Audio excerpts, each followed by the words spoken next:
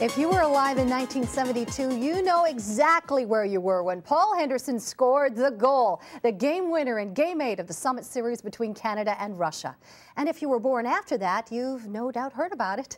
It was a huge moment for our country and for this man, Paul Henderson, who joins us today on Changing Lives. Paul, I guess when you were growing up in Lucknow, Ontario, you probably never ever thought that you would be so famous for one goal in hockey. Well, I probably had it in my dreams, but certainly beyond my wildest expectation. So when we talk about beginnings, very humble beginnings, because you were telling me you were born on a sleigh. Didn't make it to the hospital. The roads were closed, and so we were on a sleigh going up Lake Huron trying to get to King Carton Hospital, but I've always been fast, and so you have been. and so yeah, I didn't quite make it. So anyway, growing up in Lucknow, tell me what life was like for you, and when you first found your first pair of skates. Well, it was very uncomplicated. A little village, and mom and dad that you know, loved each other. I was the oldest of 5 kids. We were poor, though. I hated being poor. Didn't get any. In fact, I didn't get a pair of skates till I was 9 years of age, and they were a used pair that where I had to wear 4 pair of socks to keep them on my feet. But when I look back now, it was a wonderful way to grow up. But I certainly didn't want to live that way as an adult. When did you know that hockey was something really special that you wanted to compete in? Yeah, I remember practicing my autograph in grade 5. Oh, really? Yes, exactly. I determined that I wanted to be an NHL hockey player, and I wanted to have a good autograph. And so I can remember sitting in grade 5 practicing. I wanted to get something that would be legible. They would know who I was. And so I started telling my teachers, my dad, I was going to play in the NHL. So practicing the autograph, did you also practice the skating as well? Well, I was fortunate. I was skills? a pretty good athlete. Yeah. I was pretty good in a lot of sports, but hockey was my love. Like a lot of kids, and very early dreamed of playing in the NHL and set my sights on that. You're such an intelligent, thoughtful man, Paul. Anybody that's ever heard you speak knows that. What was going through a young man in the mind of a grade 5-year-old, a 10-year-old? How can I make this happen? Yes, and I think that it was my way out of Lucknow. It was a way out of being poor. I hated being poor. There was a lot of turmoil in my family, maybe even dysfunctional to a point, and it was because we didn't have enough money. And so my goal was to be a hockey player, to make money, good money, very, very quickly. And obviously the notoriety that went with it would be sort of nice too. So take us through your junior career. How did all that turn out? Well, I played 3 years of Junior A in Hamilton. A good experience. We actually won the Memorial Cup in 1962. Canada's best on the ice. And so I know what it is to play on a winning team and come together as a team. A great experience. Made it to the NHL? Made it to the NHL my first year in 1963 with Detroit Red Wings. We actually had 6 Hall of Famers on that team, and we lost the Stanley Cup to the Toronto Maple Leafs in the 7th game. Cried like a baby and have never recovered since. So the call comes. We've got to zoom ahead to 72. So you've been in the NHL for a while. The call comes to you. Paul, do you want to take part in the Summit Series, Canada versus Russia? In fact, they weren't even calling it the Summit Series back then. What did you think when you got the call? Well, I really wasn't that excited about it. My wife and we had set up a trip, a 2-week trip to go down the Rhine River. And I was really looking forward to going.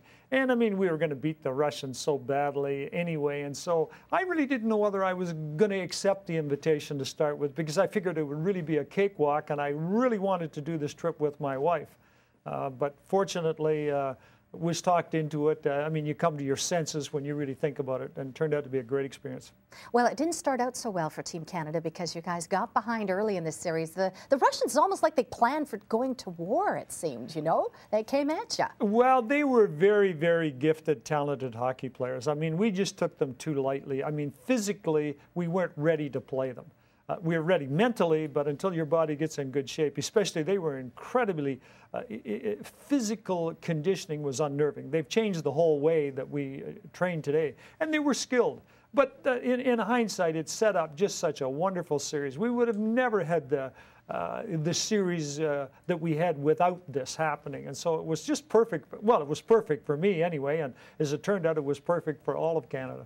Well, it was. But you guys got behind so far early. You got in the hole there. Oh, there's no question. And so Okay, so you got the game winner in Game 6. You got the game winner in Game 7. Now we're down to Game 8. This is it.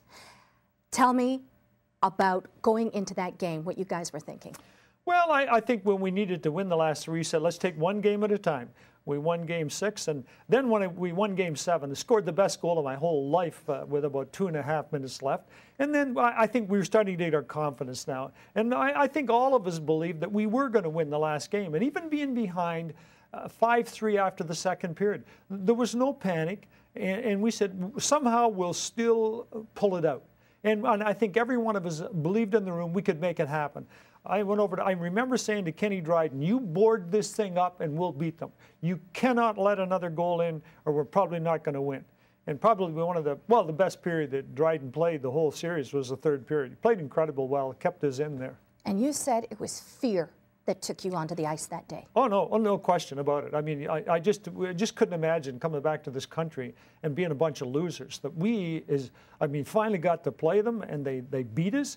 I mean, it was just unimaginable. I mean, I just could not, and I think with all of us, I mean, it took on a way of life also. It was almost our way of life against their way of life. And unfortunately, we hated their players. We should have hated their system because it turns out they were just a great bunch of guys. But boy, we hated them with a passion in '72.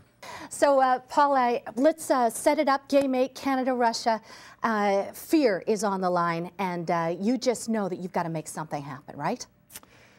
It got down the last 2 minutes, and something within me wanted me to get on the ice. And I actually called Peter Mohavlich off the ice and jumped over the boards, and thank goodness I scored. Can you imagine if I had jumped over and the Russians would have scored? I'd be in Siberia today. It's funny how people's lives changed. And now, everyone, let's take a look at the goal. Marquoyer has it on that way. Here's the shot.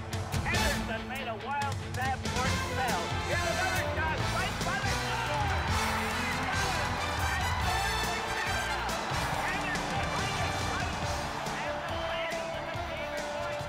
It captured the attention of Canada and the world. It has gone down into history. The big goal scored by Paul Henderson. So, Paul, it gives me goosebumps just looking at it, even after all these years. How do you feel about the goal that has really defined your life now? Well, with a lot of satisfaction. It really was. We were just a bunch of great guys got together, some of the best hockey players in this country, and we were able to put it together when it really mattered, and it was significant. So you come back home to the NHL and the Toronto Maple Leafs at this point, right? Exactly. You're playing with them. Not happy with the owner, Harold Ballard. Well, we had some struggles for sure. Everybody did. Yeah, exactly. I was a pretty angry young man in a lot of ways. Some issues with my dad, and especially Harold Ballard, filled with a lot of anger, bitterness, and frustration. And you said that perhaps you might have started drinking a little bit too much? Well, I didn't start. I was doing that for quite a few years. But that's a way, when you're not feeling, when you're ticked off or you're angry, you go and have a few beers with the boys, and then you start feeling a little better. But then you wake up the next morning and the problems are still there, and you know that's not the solution. So what was your solution, Paul? How did you get out of it? Well, I had a guy that actually, Mel Stevens, runs Teen Ranch north of Toronto, met me, and he said, you look like a guy that's really got an edge. You really don't look like you're enjoying life very much. Like, am I wearing a sign or something? And quite frankly, he encouraged me to look at the spiritual dimension of life, something I had never really been that interested in. And so I was very skeptical, but I spent 2 years with this man asking questions and, is there a God? Is there some real purpose or meaning in life? And so after 2 years, I decided that there was something to this faith and went down that path. Now, it was a hard transition for you. This was not a step that you took lightly. No. I spent hundreds of hours looking into specifically Christianity and who is this Jesus person? Is he who he claims he is? And is there anything for me? I mean, how can you be a real man and be a Christian? Or even an NHL hockey player. I mean, there's a lot of Christians in the NHL today, but back in early 70s, I didn't know of any. And so there was a lot of fear, and of course I'd always made fun of people that were Christians. Those guys are, intellectually not with it, and certainly a lot of them seemed to be nerds to me. And until I found some real strong role models, people that, you know, did have a deep, abiding faith and lived it out on a day-to-day basis. And without them, I would have never have made it. So you finished up in the NHL, the Atlanta Flames, before they transferred to my old hometown, Calgary, and the WHA as well. Yes, yes. You were with the Toros and the Bulls, I believe. Yes, exactly. Yeah. So now you're transitioning out of hockey and you're changing your life, Paul. You formed, you know, I was saying earlier, you're not coaching hockey players, you're coaching business leaders. How did the formation of the leadership group come about? Well, I had a man, we went to Birmingham, Alabama with the Birmingham Bulls, and I had a mentor, a wonderful, very successful businessman, got 8 of us young guys, and he got us in a group, and we met once a week. And he modeled for us what it was to be a Christian 24/7. He taught us what it was to be a real man in your home, and how to live a very fulfilled life.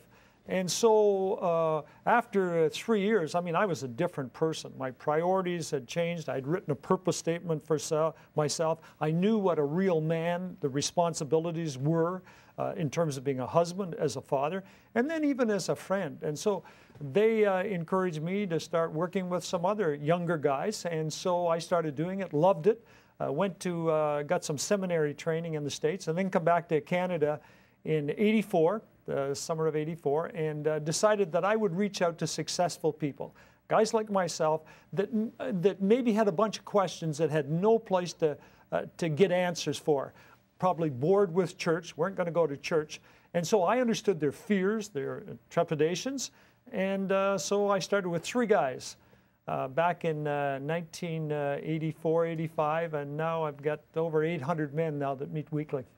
And how do we get a hold of the leadership group? Well, we've just changed our name to the Leader Impact Group. LeaderImpactGroup.com. And so we have a website there, and you can go on there and find out who we are and what we do. Wonderful. Do you have advice to someone that might be sitting out there going, wow, I could never be like Paul? Do you think in their hearts they could be? There's no question. I think that everybody can live a very fulfilled life. I mean, some people get dealt very, very bad hands. There's no question about it. But there are answers to life. There is real purpose to life, I really believe. There is a real good definition of what it is to be a man, especially in your home. When I got married, I didn't have a clue the responsibilities I had as a husband, or certainly not as a father. And without some mentoring, I don't think I would have ever gotten there. But some people that have been down the road, very wise people, had a bunch of scars, not perfect people, but people in process. And I look back over my life and the changes are incredible. And so today, that's what my wife and I try to do. We try to help people, couples, develop great relationships. I've been married 44 years now. I'm more in love than the day I got married. And my wife and I just have my home is an oasis. There's intimacy there. There's relational intimacy. There's intellectual intimacy. There's spiritual intimacy. And certainly there's physical intimacy, which I enjoy very much. Well, Paul, you may be so famous for that famous goal, but you continue to inspire us to this day. Thank you so much. You're most welcome.